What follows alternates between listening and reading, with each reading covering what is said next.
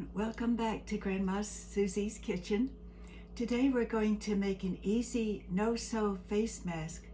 I got the instructions from the internet. I've never tried this before, so we can try it again together today, and maybe you can try it on your own.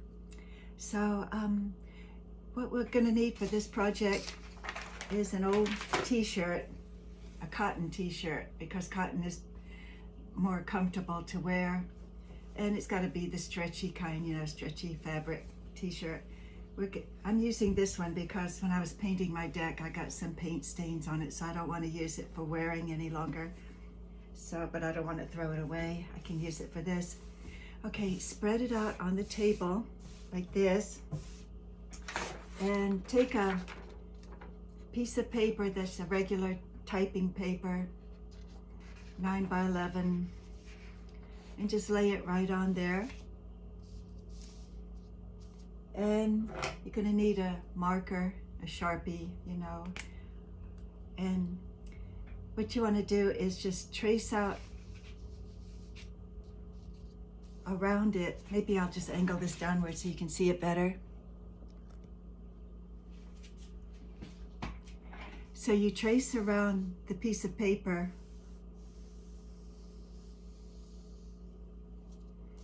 This is a double thickness, of course, because the t-shirt is lying flat on the table. Just tracing it out all the way around. Trying to get as close to the shape of the paper as I can. Nice even line. Then put my Sharpie aside.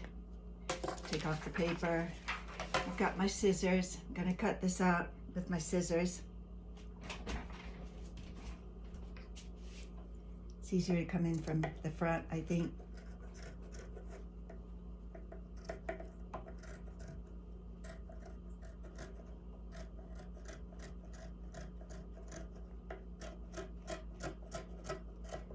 It's good to get a good sharp pair of scissors if you can. These probably need to be sharpened. I've been using them for cutting meat and everything that I do in my house that needs scissors. I use the same ones, but I clean them off in between. But these seem to be working okay right now. So I'm just cutting a double thickness of cloth that's 8.5 by 11, whatever the size of typing paper is, 9 by 11, something like that.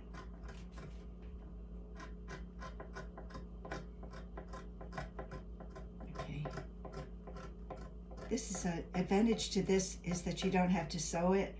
You don't need a needle and thread or a sewing machine. So, around this side.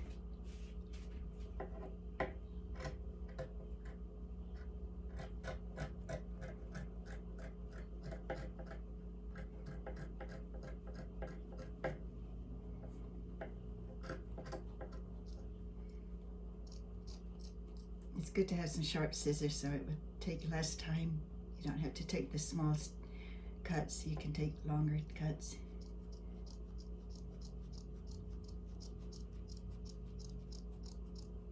Okay, that should do it. Just make sure it's cut at the end. Now, I'm going to take the scraps and put them to one side. Now, let me just angle this up. Now what you've got is a double thickness of stretchy cloth. Now I'm going to take the corner and maybe a half inch in from the corner, I'm going to punch a hole. Can't really punch it with scissors, so you have to kind of like grab it up with the scissor and snip it. If you had awl, that would work too. I think I'm going to have to use a knife.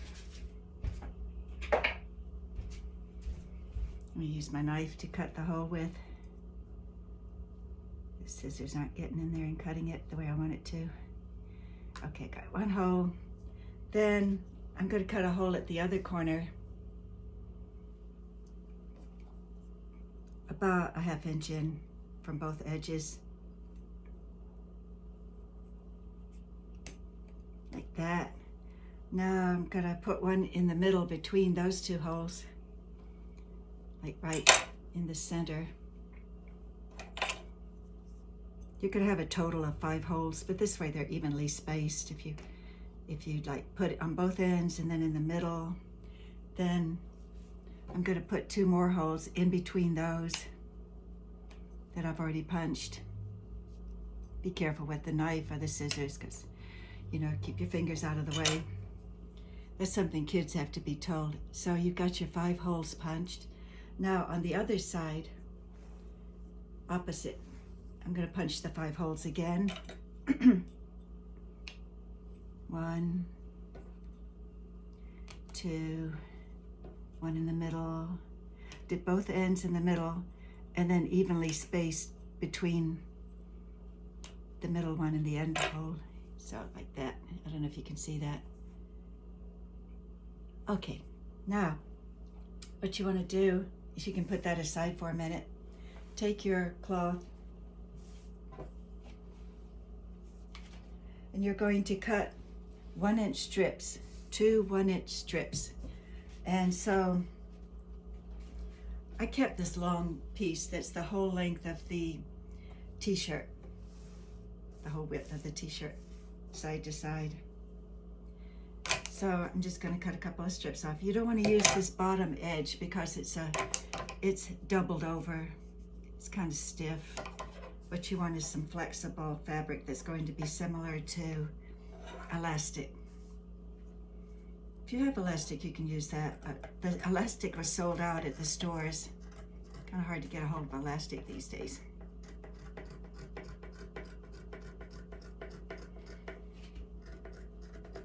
You can use scrunchies too, like the hair ties that women wear. You can like put a few of those together. Now, make a couple of, actually this is doubled over. I could just cut both at the same time.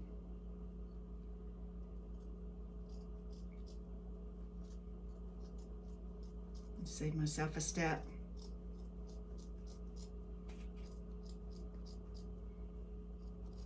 These are going to be pretty long because you can use them as side ties over your ears, or you could put it and tie it behind your head and behind your neck. So, you know, there's 2 different ways that you can do it once they're cut. I'm just kind of like eyeballing this, trying to make it about 1 inch. Doesn't have to be perfect or exact, it just has to be functional. I think we sometimes get caught up in the details and we worry about getting it perfect, but we don't really have to do that. We just have to have something to protect our face. So when we go out in public, actually this is more for the protection of the people around you, because it doesn't protect against the tiny micron.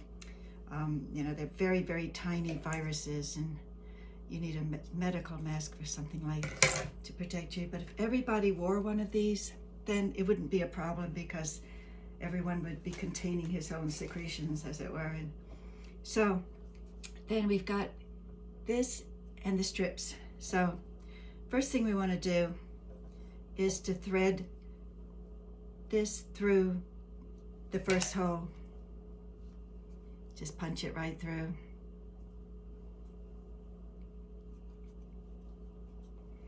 If you had an awl, it would be better, because an awl is like, you can punch a bigger hole with that, but the end of a scissors or a knife will do. So I pulled it through there. Then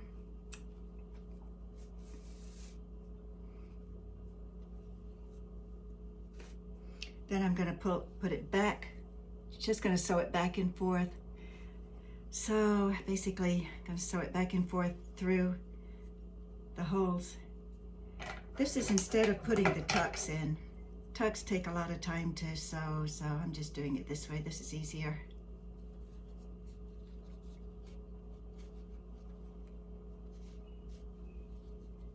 Probably just one blade of the scissor is going to work better than trying to use both blades at the same time. So, like that.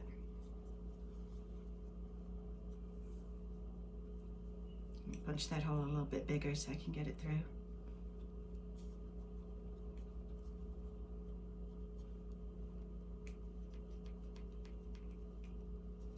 has to go through both, the hole has to go through both layers. Actually, you know what you can do is you can kind of like snip it, bunch it up and snip it and make a hole that way, like that. So, might have to be a bigger hole like this. I don't know if you can see that. Okay, so once you got that, you just put it through here. Gonna weave it back and forth.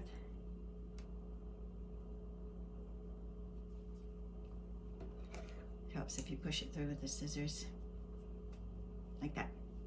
So you get the idea. We're gonna thread it back and forth. I'm gonna snip this hole a little bit bigger too. Make it easier to work with.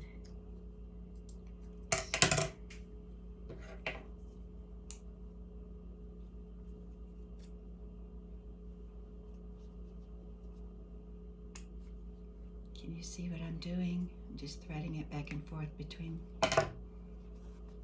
It's like sewing, except you're using this to sew with, you know, back and forth. Then go up through that hole. Make it bigger to start with, not even struggle with it at all. So this, I haven't tried this before, so I figured I'd make a video while I was trying it, so to save a step. If it worked out, then you could see it.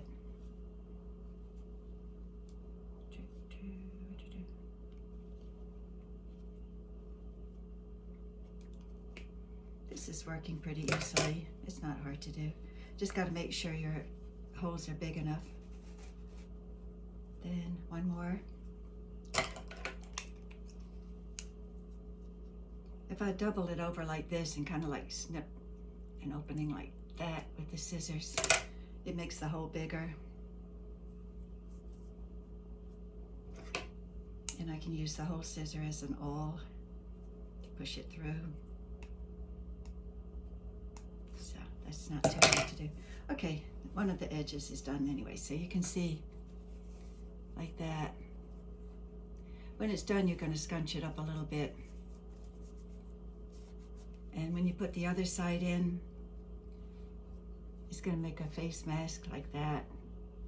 You can tie this in a loop and put it around your ear, or you can tie the top one across the top of your head and the bottom one around your neck and make it like two ties.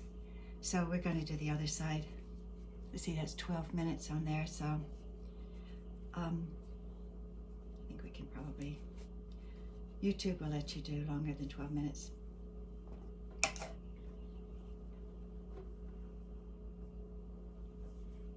I think I'll stop it and then show you at the end. Okay, so I'm almost finished with the second side, threading this through. I cut out part of the video so that you wouldn't have to watch the whole thing. That's what it looks like when it's done. So what you're going to do is scrunch it up a little bit, you know, make it fit your face, just pulling on both ends of the ties like this. So it's going to look like this when it's on your face. See?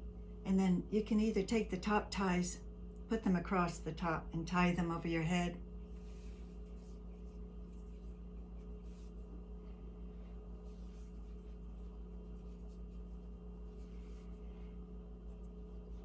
And put the bottom ties across your neck, you know, top and bottom. Or the other choice would be to, if you wanted to, you could tie them together and make ear loops, sort of like the surgical mask that we all use at the hospital. This is what a surgical mask looks like. It protects against the tiny microns, so this is protective for you, but this other mask is protecting for the people around you, you know, the people who come in contact with you, in case you cough or sneeze, or just breathing on them could pass the virus along. So I'm going to put this on and show you. Well, what you can do is tie the ends like this, tie them kind of loosely until you can figure out how long they have to be to fit over your ears. So I'm just going to estimate probably that big. If you're a larger person, you might need them bigger loops. So that's what it looks like. I'm gonna put it over my ears, see if that fits. Okay, that fits pretty well. I might make them a little shorter. So that's the face mask that you don't have, it took maybe 20 minutes. You don't have to sew it. It took about 20 minutes to make. Well, until next time, stay safe, everybody, and be happy and well. This is Grandma Susie. See you next time. Bye.